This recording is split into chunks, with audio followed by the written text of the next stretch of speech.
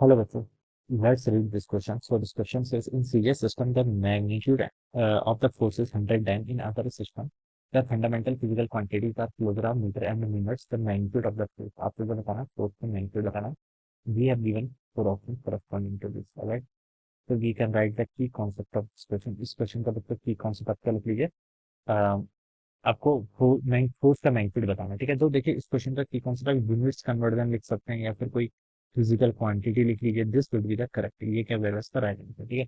और बच्चों देखिए मेरे कहने का मतलब यह है कि कोई भी फिजिकल क्वांटिटी जैसे फिजिकल क्वांटिटी में देखिए दो चीजें होती है, एक होती है आपकी न्यूमेरिकल वैल्यू, एक होती है आपकी यूनिट्स, ठीक है। कोई फिजिकल क्वांटिटी मान लीजिए एक्स है, हम उसको एन एन टी से रिप्रेजेंट करते हैं, ठीक है। जैसे मैं बोलूँ 1 मीटर किसका इक्वल होता है, आपका 100 सेंटीमीटर के इक्वल होता है, ठीक है।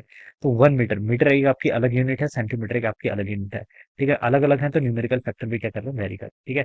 सिमिलरली देखिए मुझे यहाँ पे दे रखा है कि 100 डाइन का फोर्स दे रखा है और आपको इसको एक दूसरे यूनिट में कन्वर्ट करना है, ठीक है। तो 100 ये तो आपका न्यूमेरिकल फैक्टर है, डाइन डाइन क्या होगी इसकी यूनिट, ठीक है।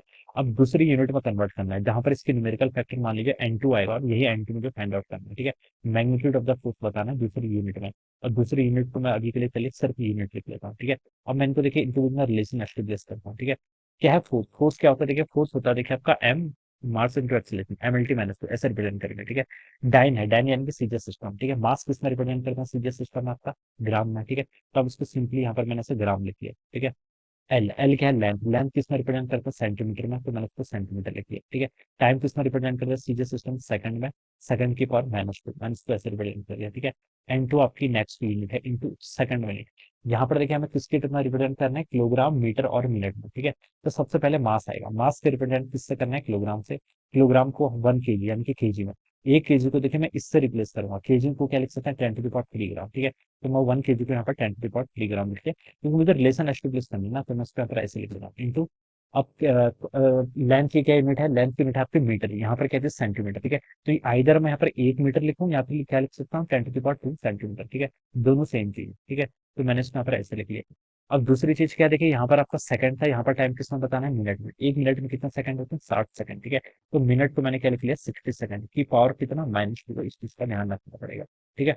अब यहाँ पर से आपका इतना आ गया, तो देखिए बच्चों आप क्या लिख सकते हैं, 100 तो आपका यहाँ पर ऐसे ही रहेगा, ठीक है। अब बाकी इस टर्म को इधर लेके जाइए, यहाँ पर आपका 1 ग्राम है, डिवाइडेड बाय कितना आ गया, यहाँ से आपका 10⁻³ ग्राम हो जाएगा, ठीक है। इंटू सेंटीमीटर, देखिए यहाँ पर आपका 1 सेंटीमीटर था, यहाँ पर आपका 10⁻² जाएगा। सेंटीमीटर यहाँ पर भी, सेंटीमीटर यहाँ पर, ये तो बच्चों कैंसिल हो जाएगा, ठीक है। सेकंड देखिए यहाँ पर आपका 1 सेकंड था, यहाँ पर कितना आपका 60 सेकंड, 60 सेकंड की पावर कितना, -2 हो जाएगा यहाँ पर, ठीक है। ये आपका n2 हो जाएगा, बस आप वैल्यूज पुट कर लीजिए यहाँ पर, ठीक है। 100, ठीक है। ग्राम से आपका ग्राम कैंसर, 10⁻³ ऊपर आएगा तो 10⁻³ 10⁻² ऊपर आएगा तो 10⁻²।